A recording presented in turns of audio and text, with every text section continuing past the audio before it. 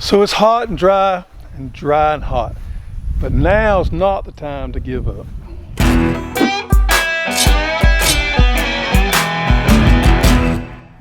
Yeah, I know this time of the year is kind of hard. It's the end of the summer. It's been hot. We're all tired of the hot temperatures. It's dry. It hadn't rained in a while, and it's just tough. Insect pressure is at an all-time high for the year. So we kind of have a tendency to let things go in the garden, and that's what I want to talk today about: good housekeeping. Now, you got all your summer crops out of the way. It's time to make sure that garden is clean. You know, I get it. School's out, we've been on vacation, and we've been traveling some too. And sometimes the garden this time of year can fall by the wayside.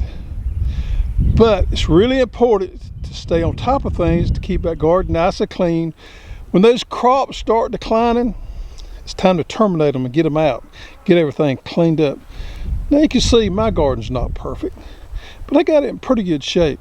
And I can tell you from experience what's fixing to happen. So the first day I get up and the temperatures break a little bit, I'm gonna be ready to get up here and plant my fall garden. I've already got my stuff started in the greenhouse, and I've got my garden nice and clean. I got my cover crops going. I got it ready to start my fall garden. My Sorghum Sudan grass is looking great.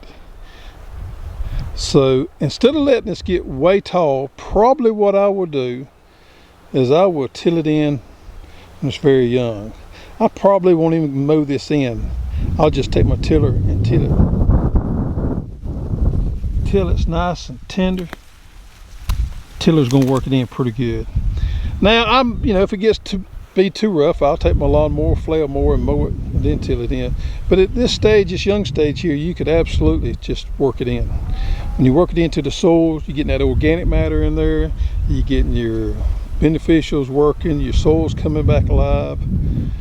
Another spot here, there's my buckwheat. So I planted me a mustard cover crop, an early mustard cover crop, thinking to myself, that'd be an easy one to incorporate into the soil, give me a head start planting my onions. But you know what? I planted onions there last year, so I can't plant onions there this year. So where my sweet corn was, I got a nice crop of buckwheat growing. I'm gonna terminate it, till it in, and that's where I'm gonna plant my onions and my elephant garlic. Now what I've decided to do on my shallots is I'm gonna plant three varieties, the three varieties we carry: the Ambition, I'm just gonna let you read that one because I'm not too good at it. There you go. And the Monique shallot. A pound of each. My bed is about 50 foot long, so a pound is about 120 bulbs approximately. So if I plant them about 6 inches apart, that's going to be enough for a 50-foot row. So I'm going to plant one 50-foot row of each variety. Well, I'm also going to plant me some elephant garlic. Now elephant garlic's a little bigger, so it doesn't go as far. In a 5-pound bag, there's approximately about 50 bulbs in there. So if I plant them a foot apart, that'll make a 50-foot row. Now you could probably go down as much as 8 inches apart. I wouldn't plant them no closer than 8 inches, but 8 inches to 12 inches apart on these nice big elephant garlic, I think it's about right. So I got a row of those. I got a row of each one of my shallots. Of course, I got to plant my multiplying onions. Probably end up gonna plant me a couple or 3 rows of these. Now one thing that I've kind of thought about this year that I may do different again next year is on my cut flowers. You see there's a bed of old zinnias that I mowed down a couple of days ago, getting that bed back in shape. But I got one bed of zinnias and coxcomb growing. And I'll tell you what, of all the colors I've grown this year, this deep purple one is probably one of my favorite colors. I got it paired with the white, and those really do well together. But planting my zinnias, I think you need to do succession plantings of zinnias, at least one planting a month throughout the summer. And I've pretty much done that on my zinnias. Where I have failed at is on my sunflowers. Really enjoy my pro cut sunflowers.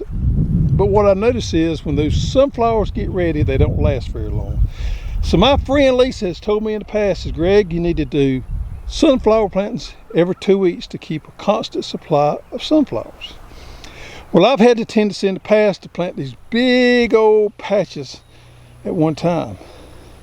But I think in hindsight, what I should do is plant me a small planting every 2 weeks. And that's probably what I'm going to try to do for next year. Sunflowers every 2 weeks, zinnias once a month. That way you always got some nice color in the garden. So there you have it. Get the garden, keep it clean, get it ready. Even though you may not be growing a lot right now, have it ready so when time comes, you're going to get all excited about gardening again in a few days when it cools off a little bit. Time to plant those onions, time to plant that elephant garlic, time to plant English peas, time to plant your collards, your Brussels sprouts, broccoli, cauliflower.